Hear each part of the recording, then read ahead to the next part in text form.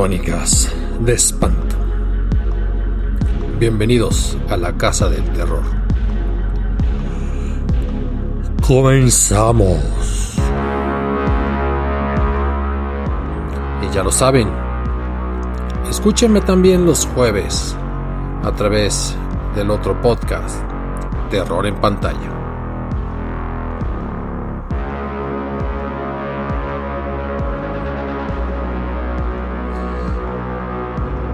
Los que conocemos el puerto de Tampico, sabemos las cosas pintorescas que tiene, las cosas extrañas. Es una ciudad que me ha tocado verla de repente muy sucia, de repente muy arreglada. Son 3 ciudades: Tampico, donde está la parte antigua, un tanto afrancesada en su plaza de armas. Bonito, por lo menos cuando fui. Ciudad Madero, donde está también un denso núcleo poblacional, la refinería, la playa Miramar. Y a lo lejos se pueden ver los barcos que pasan rumbo al puerto propiamente de Altamira, porque la ciudad de Tampico como tal choca más bien con el río Pánuco. También por ahí circulan algunos barcos, pero aquellos de gran calado terminan en Altamira. Hay bullicio, mucha actividad económica, pero también relacionada con el petróleo. De ahí se origina la tragedia que voy a contarles este fin de semana. Y es que por ahí del año de 1984, en las inmediaciones de la playa Miramar, a unas cuantas centenas de metros, podríamos decirlo, Pemex inauguró un hospital que buscaba generar el bien para toda la ciudad, conocido en aquel momento como el Hospital Naturista de Ciudad Madero. Y no era solamente para los afiliados al sindicato, sino que pues estamos en las épocas de los 80s, donde se gastaba, aunque se debiera lo que se gastó en obra pública, aunque el país estuviera quebrado. Y sí, así fue. La instalación, incluso la pueden buscar ahora por Google, aparece abandonada. Estaba hecha con toda la mano. 3 cuerpos de un gran edificio, incluso una alberca. Iba a ser un hospital naturista, pero al mismo tiempo un centro de rehabilitación.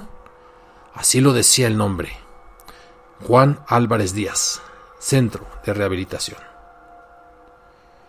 Y cuando se inauguró y todos los tampiqueños, maderenses y altamiranos y de pueblos circunvecinos acudieron por los servicios de este magnífico hospital, una señora joven, Jimena, se destacaba por entre el resto del personal de enfermería. Sí, Jimena era muy amable, Jimena era muy limpia, Jimena era muy cuidadosa en las suturas, Jimena era muy detallista, siempre tenía una sonrisa, un abrazo, un comentario de consuelo para aquellos que sufrían malos o pésimos momentos, y una felicitación y unos dientes luminosos que aderezaban esa sonrisa cuando se despedía de aquellos pacientes que por fortuna lograban recuperar la salud o por lo menos entrar en una convalecencia. Y así es que Jimena, siempre pulcra, siempre limpia, siempre atenta, le empezaron a decir la planchadita. Pero planchadita no como un adjetivo peyorativo, sino que en realidad porque hacía gala de su pulcritud, de su limpieza y de su orden. Todo mundo quería ser atendido por Jimena, porque tenía esa aura, esa belleza, aparentemente sobrenatural. Y eran los meses y los años en que el hospital estaba lleno, en el que las personas acudían, ya sea por un catarro, por una fractura, por una adicción al alcohol o al tabaco para tratamiento psiquiátrico inclusive. Estaba bien equipado. Dicho nosocomio. Pero llegó de la Ciudad de México Susano. Susano, especialista en cardiología. Guapo, altivo, bien presentado. Todavía con esos trajes cruzados que se usaban en los 80s. Llegaba y en su oficina colgaba el saco y con la corbata de nudo impecable se acomodaba la bata. Y acudía para hacer sus rondas en los pisos donde fuera necesario. Si bien era cardiólogo, también atendía otro tipo de urgencias, internaciones, medicina general.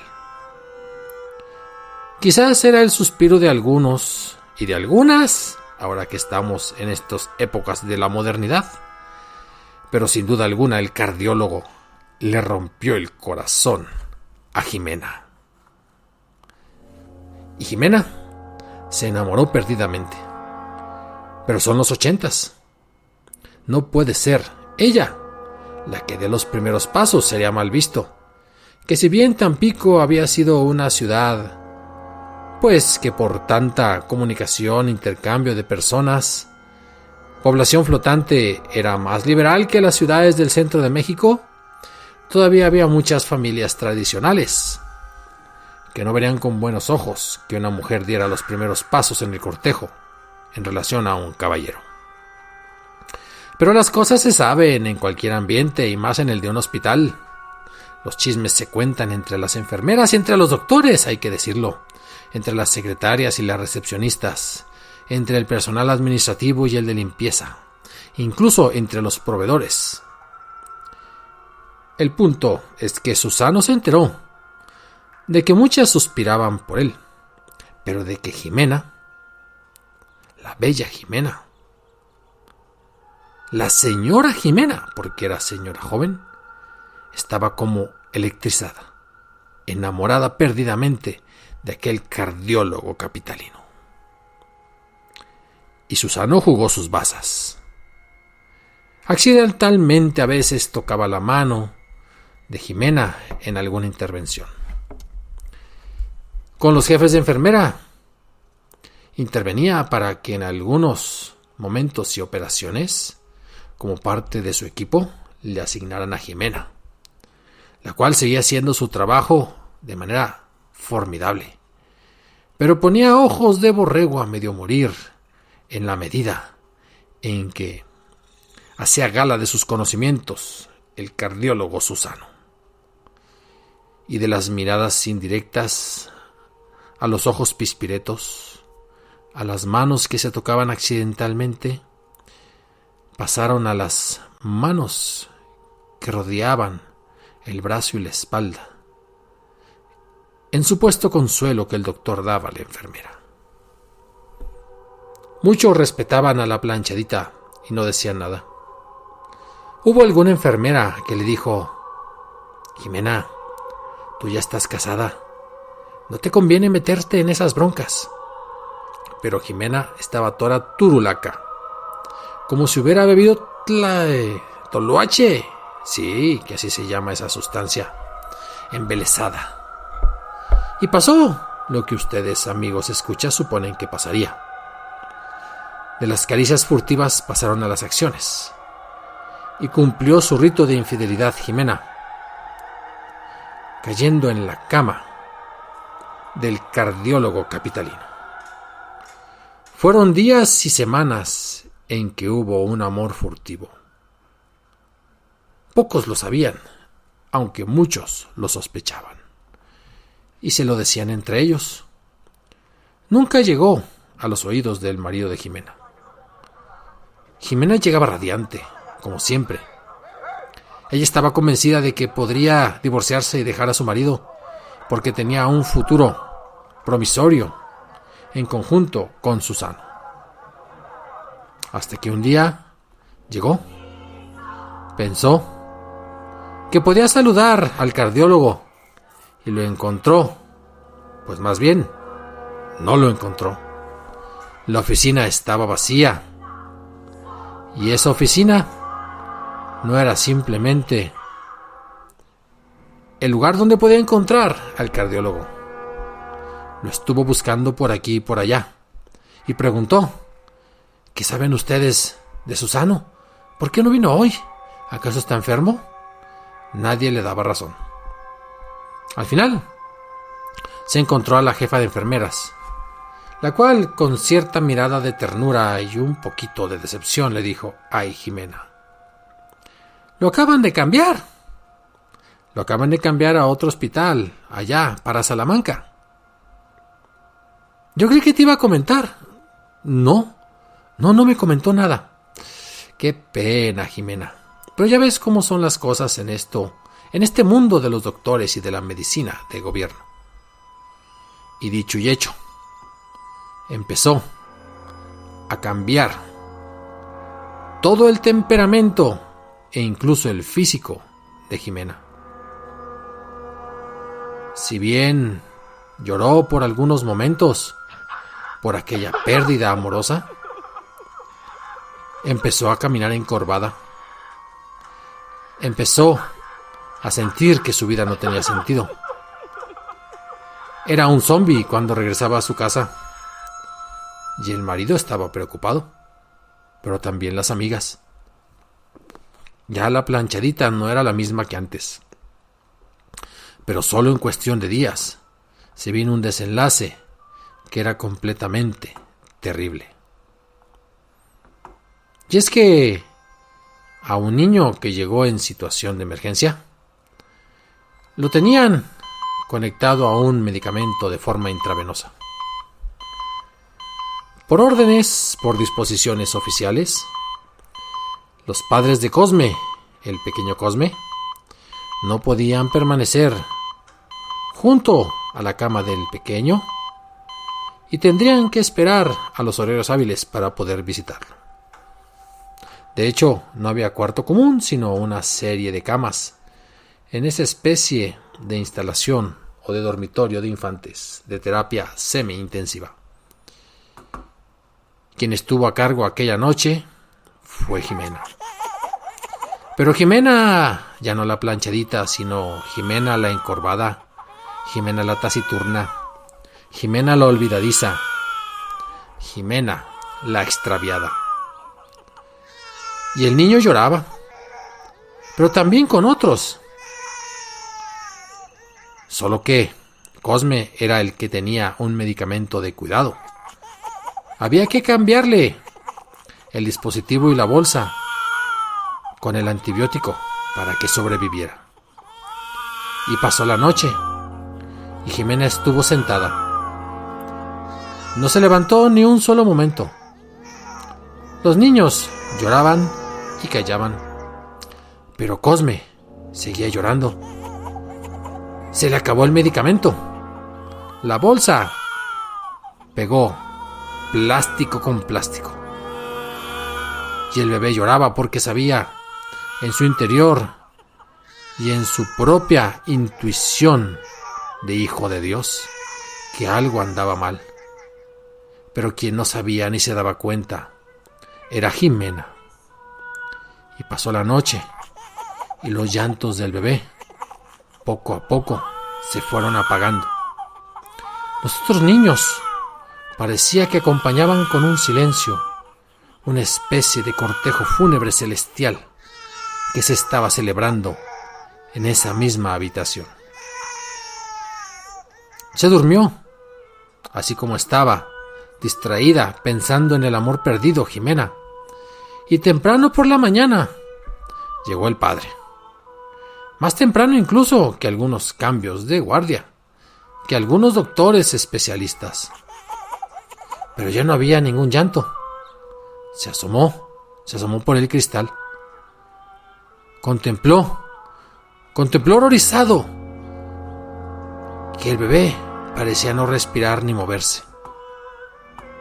Pero también contempló, con todo el dolor de su corazón, que una enfermera ahí estaba, dormida, y que era Jimena.